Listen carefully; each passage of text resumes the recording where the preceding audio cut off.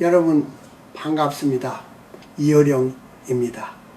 늙은이의 목소리가 오늘따라 조금 무겁게 들릴지도 모르겠습니다. 하지만 오늘은 우리가 평생을 바쳐 지켜온 정성이라는 이름 뒤에 숨은 서글픈 진실을 하나 이야기해 보려 합니다. 우리는 참으로 지극정성인 민족입니다. 새벽같이 일어나 정한수를 떠놓고 빌던 어머니의 손마음부터 명절이면 상다리가 휘어지게 음식을 차려내는 그 마음까지 말입니다. 그런데 여러분 한번 묻고 싶습니다.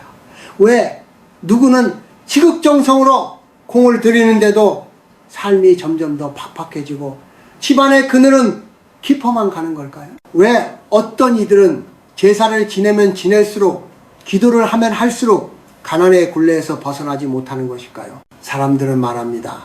조상님이 돌보지 않으셔서 그렇다. 운이 없어서 그렇다라고요. 하지만 제가 평생을 글을 쓰고 세상을 관찰하며 깨달은 사실은 다릅니다. 그것은 조상님의 탓도 운명의 탓도 아닙니다.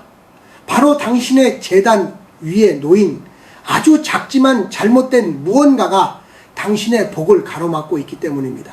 우리는 흔히 제사상이나 제단을 복을 빌어 대박을 터뜨리는 창구처럼 여깁니다.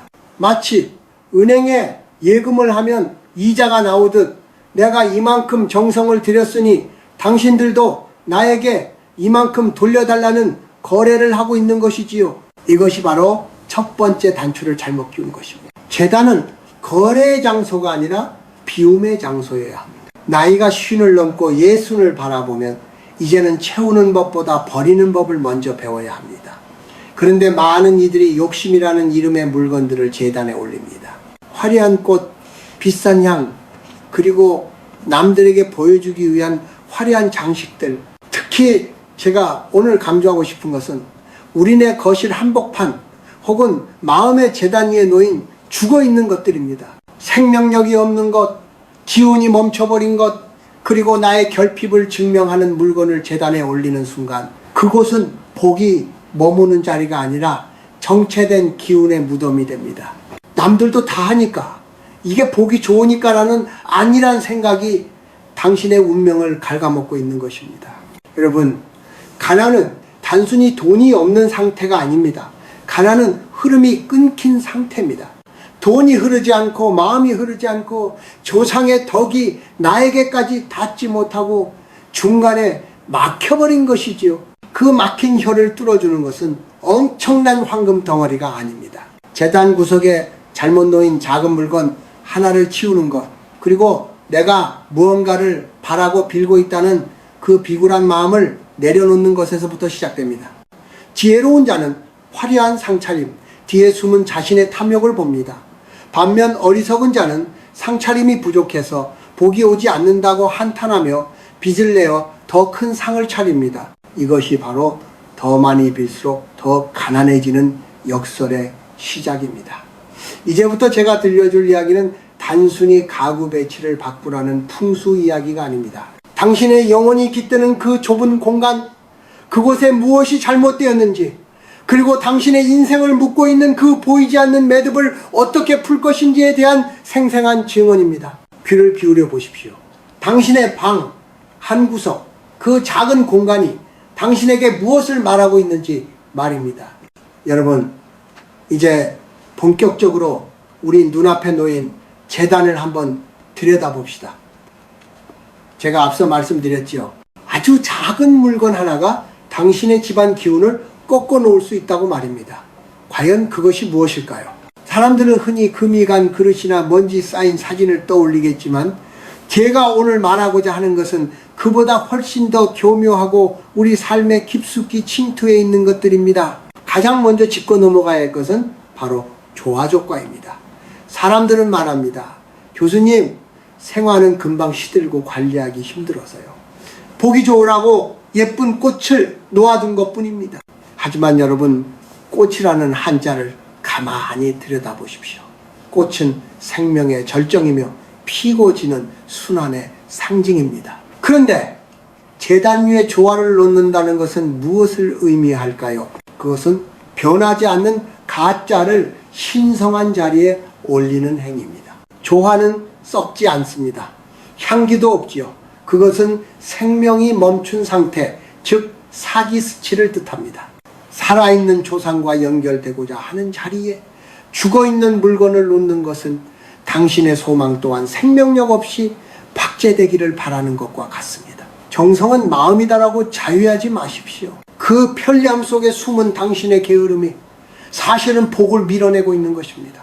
생명은 생명을 부릅니다. 시든 꽃이 두려워 가짜 꽃을 놓는 사람은 실패가 두려워 아무것도 시도하지 못하는 가난한 마음의 주인과 다를 바 없습니다. 또 하나, 우리네 안방이나 거실 재단 근처에서 흔히 발견되는 날카로운 것들을 조심해야 합니다. 가끔 보면 기념품으로 받은 칼이나 뾰족한 수석 혹은 끝이 날카로운 장식품들을 재단 주변에 두는 분들이 있습니다. 이것은 풍수적으로나 심리적으로나 살기사치를 뿜어냅니다. 기운은 둥글게 흘러야 복이 쌓이는데 날카로운 물건은 그 흐름을 베어버립니다. 정성껏 빌고 나서 돌아서는 길에 당신의 기도가 그 날카로운 기운에 잘려나간다면 그보다 허망한 일이 어디 있겠습니까? 특히 제가 강조하고 싶은 작은 물건은 바로 약봉지나 낡은 영수증 같은 것들입니다. 재단은 그 집안에 가장 숭고한 정신이 머무는 곳입니다. 그런데 그 주변에 내가 어디가 아프다, 내가 이만큼 빚을 졌다는 것을 증명하는 물건들을 흩어놓는 사람들이 있습니다. 그것은 무의식 중에 결핍과 고통을 숭배하는 꼴이 됩니다. 여러분 기억하십시오.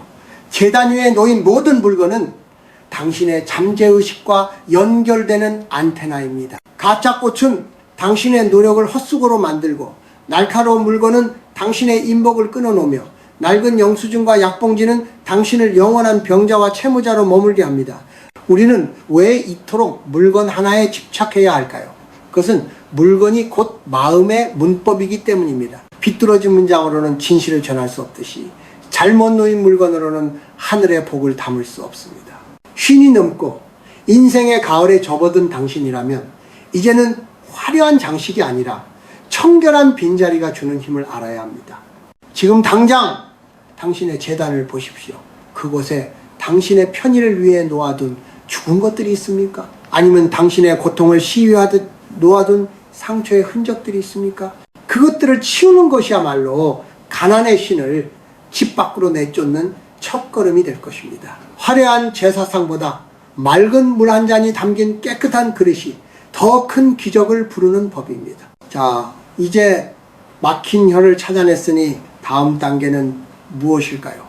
그것은 바로 당신의 말과 생각이 어떻게 가난을 디자인하고 있는지 살펴보는 일입니다. 여러분, 이제 우리는 물건을 넘어 마음의 결을 들여다봐야 합니다. 흔히들 지성이면 감천이라고 하지요. 정성을 다하면 하늘도 감동한다는 뜻입니다. 그런데 이 아름다운 말이 때로는 독이 되기도 합니다. 왜냐하면 많은 이들이 이 지성을 집착과 혼동하기 때문입니다. 제가 만난 수많은 사람 중 유독 삶이 고단해 보이는 이들의 공통점이 있었습니다. 그들은 제단 앞에서 혹은 기도하는 자리에서 너무나 간절했습니다. 제발 이번만은 성공하게 해주십시오. 우리 자식빚 좀 갚게 해주십시오. 병마가 물러가게 해주십시오. 얼핏 보면 지극정성 같지만 그 간절함의 밑바닥을 가만히 살펴보면 무엇이 보입니까? 거기에는 결핍과 불안이 짙게 깔려 있습니다. 여러분, 우주의 원리는 참으로 묘합니다. 내가 부족하다고 외치며 매달릴수록 우주는 그래, 너는 부족한 상태구나라고 응답하며 그 결핍의 상태를 지속시켜줍니다. 이것이 바로 기도의 역설입니다. 가난한 마음으로 드리는 기도는 가난을 증명할 뿐입니다. 억지로 무언가를 끌어당기려 하는 그 팽팽한 긴장감이 오히려 복이 들어올 통로를 꽉 막아버리는 것이지요. 진정한 기도는 구걸이 아니라 공명입니다. 조상님이든 신이든 혹은 우주의 거대한 생명력이든 그 높은 파동에 나의 마음을 맞추는 작업입니다.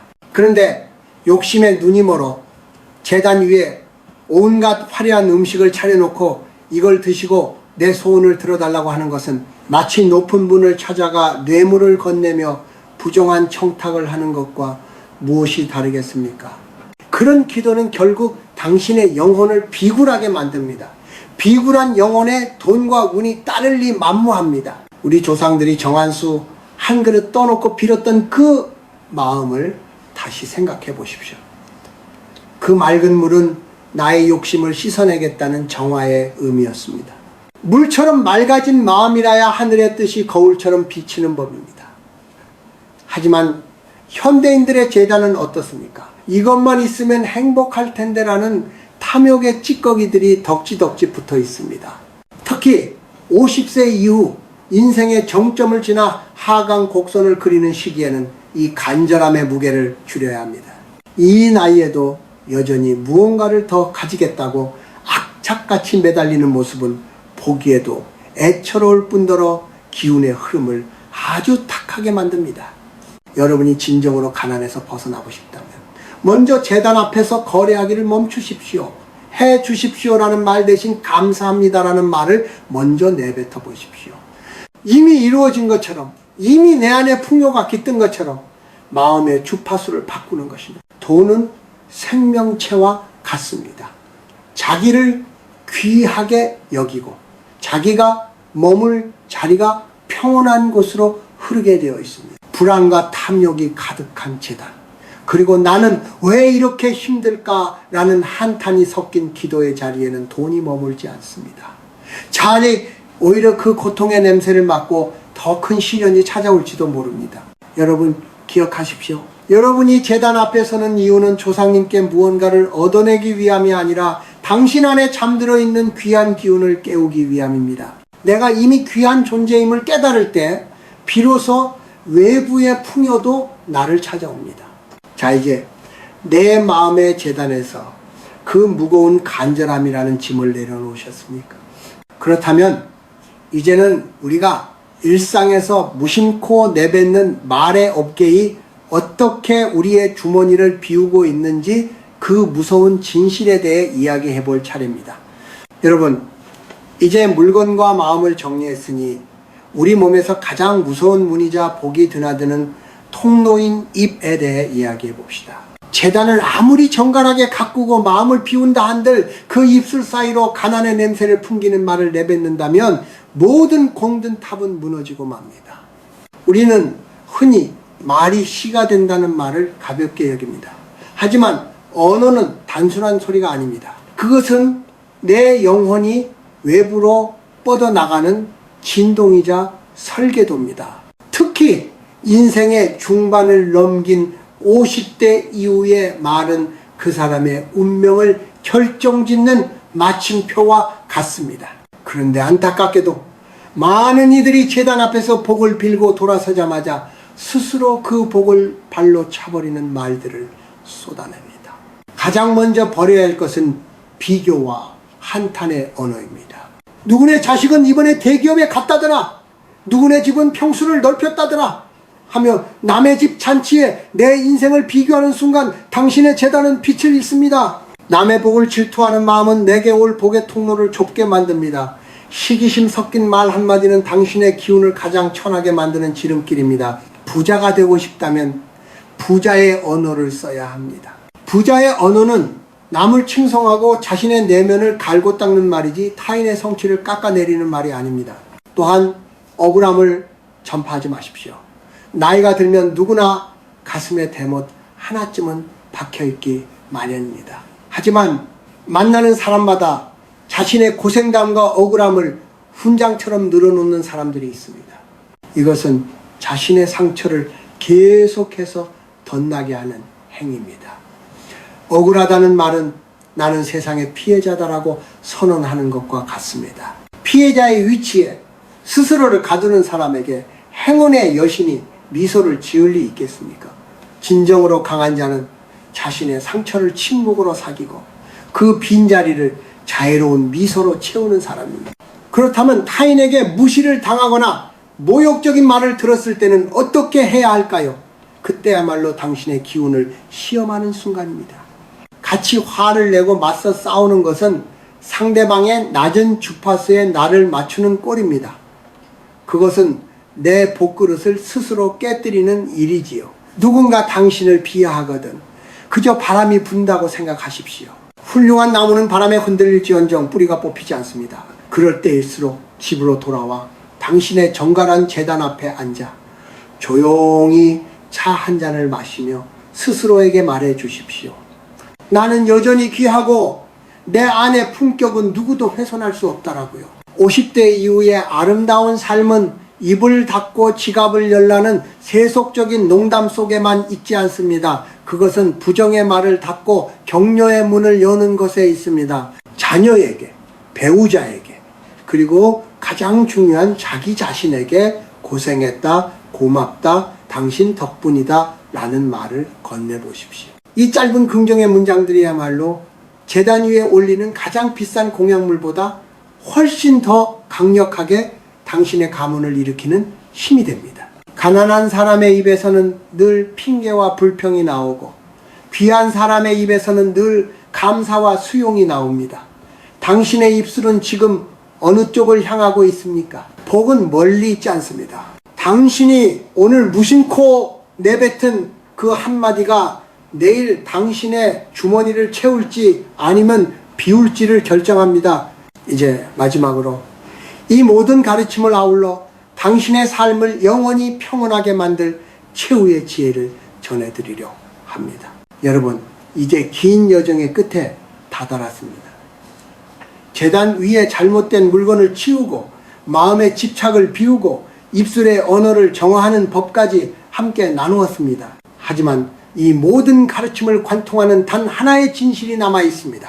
그것은 바로 당신이 정성껏 돌보는 그 제단보다 훨씬 더 중요한 제단이 있다는 사실입니다. 그것은 바로 당신의 하루이자 당신의 몸 그 자체입니다.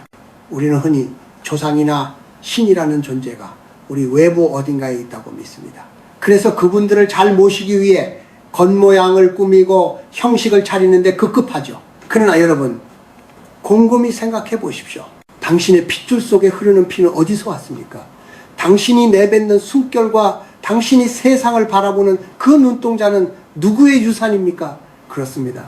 당신이야말로 조상님이 이 땅에 남긴 가장 생생하고 거룩한 살아있는 제단입니다.